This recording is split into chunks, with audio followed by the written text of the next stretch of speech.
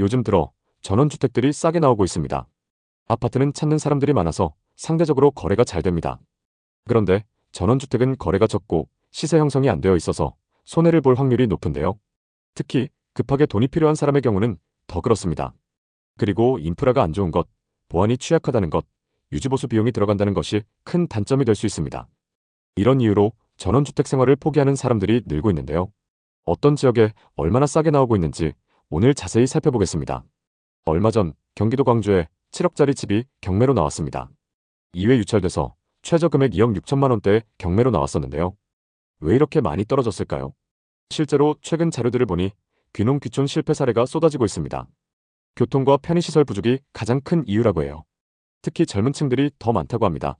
정현 씨는 서울에서 광고회사를 하던 분인데 2년 전 경기도 양평의 전원주택으로 이사했습니다. 집 앞마당에서 채소를 키우고 자연에서 힐링하며 살고 싶다는 꿈이 있었대요. 작은 마당과 주택을 포함해 4억 8천만 원이 들었어요. 처음엔 좋았죠. 서울의 전세 가격보다 싸게 단독주택을 샀고 자연에서의 삶이 너무 기대됐습니다. 인터넷에 사진을 올리며 자랑했는데 이사 1년 만에 후회했습니다. 왜냐면 장을 한번 보려면 차로 30분, 그리고 편의점이나 약국 같은 편의시설도 없었어요. 게다가 여름에 비가 많이 오면 주변 하천이 범람할까 무서웠대요. 냉난방비도 문제였어요. 정현 씨 집은 비싼 자재를 썼는데도 춥고 더워서 추가로 보수 작업을 하느라 큰 비용이 들었대요. 귀농귀촌 생활을 했던 분들의 얘기를 들어보면 시골 주택의 유지보수와 관리비가 생각보다 비싼 경우가 많아요. 결국 2025년 초에 집을 내놓았는데 4억에도 소식이 없었고 지금도 안 팔리고 있어요. 정현 씨처럼 시골 생활을 시도했다가 실패한 분들 정말 많아요.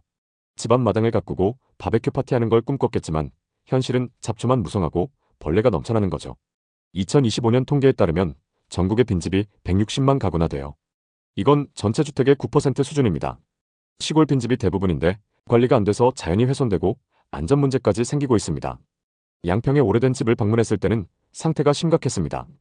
거실에는 소파, 방에는 침대, 살림살이가 그대로 방치돼 있었어요. 주인이 집을 두고 떠난 지 한참은 된 듯했어요.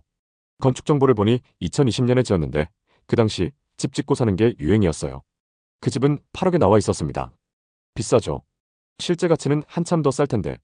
주변 경관은 좋지만 주택 뒤편에는 방치된 늪지가 크게 자리하고 있어요. 경치 좋다고 집 지었는데 늪지가 웬 말인가 싶죠. 여름엔 벌레가 넘쳐나고 악취도 심각합니다. 최근 시골의 전원주택 시장 붕괴 이유 중 하나가 바로 이런 입지 문제예요. 산골이나 저수지 인근 땅값이 폭락하고 경매 물건이 쏟아지고 있죠. 예를 들어 용인시 처인구에서 경매로 나온 전원주택은 감정가 2억 8천만 원에서 49% 하락한 1억 4천만 원까지 떨어졌습니다.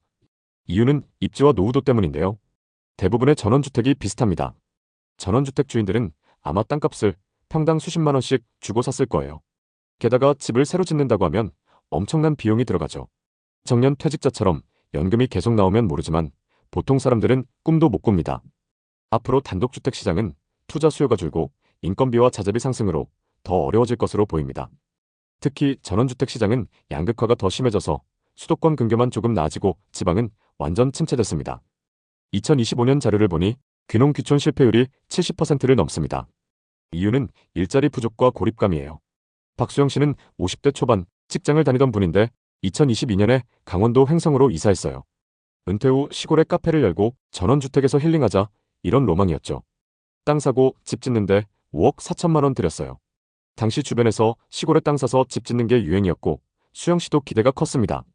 하지만 조금 지나니까 분위기가 확 달라졌죠. 무엇보다 마을 사람들과의 인간관계가 어려웠습니다. 관계가 좁은 시골 특성상 헛소문이 많이 나기도 하고 따돌림을 당하기도 쉽죠. 인터넷 후기를 보니 지역 사람들 때문에 귀촌을 포기한 사례가 수두룩해요.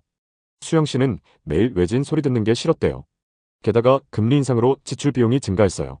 결국 집을 처분하기로 마음먹었고 저렴한 가격에 집을 내놨지만 아무도 살 사람이 없었죠. 부동산 커뮤니티를 살펴보면 비슷한 사례가 많습니다. 한 50대 부부는 충청도 시골로 갔는데 생활 인프라가 없어서 너무 불편하고 게다가 요즘 집값이 떨어져서 후회하신대요. 황금성도 문제예요. 시골집은 다시 팔기 어렵고 빈집이 많아서 연식이 조금만 돼도 찾는 사람이 거의 없어요. 게다가 요즘 지방 부동산 시장 자체가 위기입니다. 신축 아파트도 미분양이 넘쳐나고 구축 아파트 가격은 멈출 줄 모르고 하락하고 있어요. 전원주택은 더 심하죠. 살아본 사람만 알 수 있는 시골살이의 단점도 있습니다. 유지보수 비용과 마을 텃세, 풀과 벌레 관리의 어려움, 야생동물 피해 등. 또 집과 산이 너무 가까우면 붕괴 위험도 있어요. 전원주택 투자 실패 사례는 제주도에서도 나타나고 있습니다. 오션뷰에 혹해서 샀지만 반값까지 떨어진 곳도 있습니다. 유지비 부담과 인구 유출, 무엇보다 수요 감소가 큰 문제죠. 서울 빼곤 부동산 양극화가 매우 심합니다. 지방은 미분양 매물과 경매 매물이 계속 늘어나고 있습니다. 전원주택 경매가 증가하는 이유는 인구 감소에 공사비는 치솟고 유지 비용이 점점 늘어나기 때문입니다. 최민지 씨는 2024년 경기도 외곽의 시골로 이사했어요. 전원주택에서 홈오피스를 꾸미고 자연과 함께 아이를 키우는 게 로망이었죠. 땅 200평의 주택까지 총 5억 3천만 원을 투자했습니다. 하지만 2025년 경제 불안으로 운영 중이던 온라인 사업의 매출이 뚝 떨어졌어요. 그러다 보니 전원 생활 자체가 어려워졌죠. 부업을 하려고 해도 일감을 구할 수가 없었어요. 그러다 보니 빚을 갚지 못하게 됐고 현재 경매에 넘어갈 위기에 처했어요. 실제 살아본 분들의 얘기를 들어보면 전원 생활은 생각보다 할 일이 너무 많아서 실패한 사례가 많습니다. 이제 좀 더 자세히 지역별로 살펴볼게요.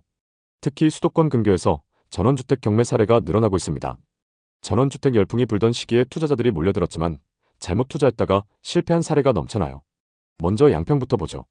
양평은 산과 강이 어우러진 지역으로 전원주택의 메카로 불렸지만 2023년 이후 경매 물건이 폭증했어요. 예를 들어 강상면에 있는 단독주택의 시세를 보겠습니다. 지상 2층 단독주택과 지하차고를 갖추고 있는데요. 대지는 155평, 건물은 83평입니다. 이 물건은 두 차례 유찰돼 시세의 반값인 2억 후반까지 떨어졌습니다. 건축비도 안 나오는 가격이죠. 또 다른 사례는 양서면의 신축 전원주택입니다. 처음엔 매매가 5억 9천만 원에 나왔지만 계속 팔리지 않아서 최근 3억대까지 인하됐어요. 이유는 접근성 문제와 유지비 부담이에요. 한 투자자는 용문면의 주택에 6억 7천만 원을 투자했는데 경매에 넘어가서 3억이나 손해봤습니다. 고금리로 대출 이자를 못 갚아서 망했대요. 양평에서 이런 실패 사례는 흔해요. 로망으로 산 집에 빚을 못 갚아서 경매로 넘어가는 물건이 급증하고 있죠. 특히 정치권 이슈까지 겹치면서 말도 많았습니다. 앞으로도 양평의 전원주택 시장은 침체가 지속될 전망이에요. 광주 쪽도 마찬가지예요. 광주 태촌면이나 도청면에 투자해서 실패한 사례가 많아요. 한 사례는 광주 도청면의 3억 3천만 원짜리 전원주택입니다. 넓은 텃밭이 있지만 교통 불편과 유지 불가로 포기했죠. 또 다른 분은 2021년 7억을 투자해 카페와 주택을 지었는데 4년간 적자가 누적되면서 도저히 유지할 수가 없었죠. 2025년 현재 경매로 4억에 나와 있습니다. 광주 지역은 서울에서 가까운 거리지만 막상 출퇴근 시간에 다니려고 하면 차로 1시간 반 이상 걸리는 경우도 있습니다. 여주도 비슷해요. 여주 흥천면의 2억대 주택은 매우 저렴하지만 아무도 관심 갖지 않고 있습니다. 매물이 나온 지 1년이 넘었는데 매수자가 나타나지 않고 있죠. 한 귀촌자는 여주에 5억을 투자해 타운하우스를 매수했는데 2025년 현재 가격을 인하해서 4억에 내놔도 안 팔립니다. 이천은 더 심각합니다. 이천의 중리동이나 마장면에는 미분양 타운하우스가 쌓여 있습니다. 또 최근 신축급 전원주택이 2억대에 경매로 나왔는데요. 투자자가 4억에 영끌로 산 게 넘어간 사례입니다. 이유는 고금리 장기화로 대출 상환 부담이 증가해서입니다. 2025년 앞서 살펴본 지역들의 전원주택 전망은 어둡습니다. 최근 자료를 보니 수도권 주택 매매 가격은 소폭 상승했지만 외곽 지역은 하락세입니다. 경매 증가 원인은 실물 경제 둔화, 인구 감소, 수요 감소로 볼 수 있습니다. 특히 전원주택은 빈집 150만 호 시대에 수요 감소와 유지비 폭등으로 더 어려울 수 있습니다. 이런 사례들을 보면 시골 전원주택 투자 실패는 공통 패턴이 있습니다. 로망으로 시작해 유지가 어려워지고 결국 빚에 시달리다가 경매로 끝나는 거죠. 앞으로도 전원주택 시장은 어려움이 지속될 거예요. 공급이 점점 감소 중이지만 수요가 그 이상으로 줄고 있죠. 더욱이 지방은 회복 기대감 자체가 없습니다. 양평, 광주, 여주, 이천처럼 수도권 근교조차 경매 증가로 어려움을 겪고 있습니다. 전원주택에 투자를 하시려면 대출 없이 보유현금으로 투자하거나 연금 및 다른 자산에서 나오는 현금 흐름으로 하셔야 합니다. 로망만 쫓지 마세요. 한두 달 지나면 경치도 지겨워져요. 시골 생활에 지쳐서 도시로 돌아오는 분들이 가득해요. 그럼에도 전원 생활을 하고 싶으시다면 전세나 월세로 먼저 살아보시는 걸 추천드려요. 앞으로의 한국 전원주택 시장은 금리와 규제, 수요 부족 등 여러 가지 불확실성이 큽니다. 여러분의 소중한 자금을 지키려면 신중하게 결정하세요. 오늘도 시청해주셔서 감사합니다. 다음 편엔 더 좋은 내용으로 찾아뵙겠습니다.